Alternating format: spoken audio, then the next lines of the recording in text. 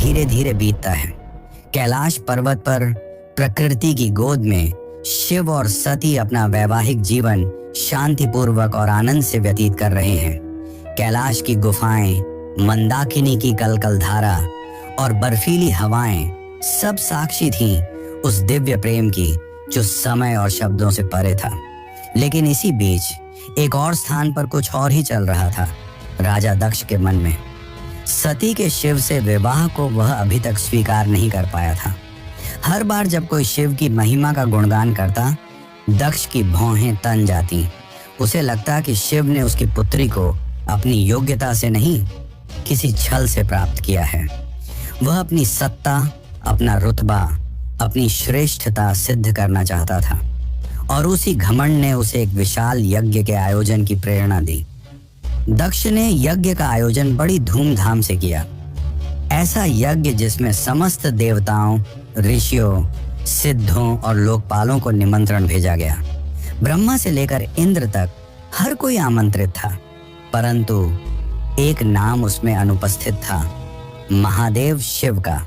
यह कोई भूल नहीं थी, यह था दक्ष का जानबूझकर किया गया निर्णय। उसने शिव को निमंत्रण नहीं भेजा क्योंकि उसका अहंकार उसे यह स्वीकार नहीं करने देता था कि उसकी पुत्री ने उस योगी से विवाह कर लिया, जो ना कोई राज्य रखता है, ना कोई वस्त्र, और जो श्मशान का वासी है। दक्ष को लगता था कि शिव को यज्ञ में आमंत्रित करना उसके सम्मान के विरुद्ध होगा। जब यज्ञ की तैयारियां चल रही थीं, उसी समय सती ने इस आयोजन की बात सुनी। किसी ने उनसे कहा, माता, आपके पिता दक्ष ने एक महान यज्ञ का आयोजन किया है जिसमें सारे देव, ऋषि और ज्ञानी आमंत्रित हैं। वह तो आज पूरे ब्रह्मांड का ध्यान खींच रहा है। यह सुनकर सती का हृदय कांप उठा। उन्हें विश्वास नहीं हुआ कि उनके पिता इतना बड़ा आयोजन कर रहे हैं और उन्हें कोई सूचना नहीं मिली।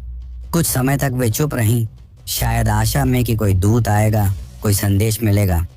लेकिन जब स्पष्ट हो गया कि शिव और उन्हें जानबूझकर न बुलाया गया है, तब उनके भीतर कुछ टूट सा गया।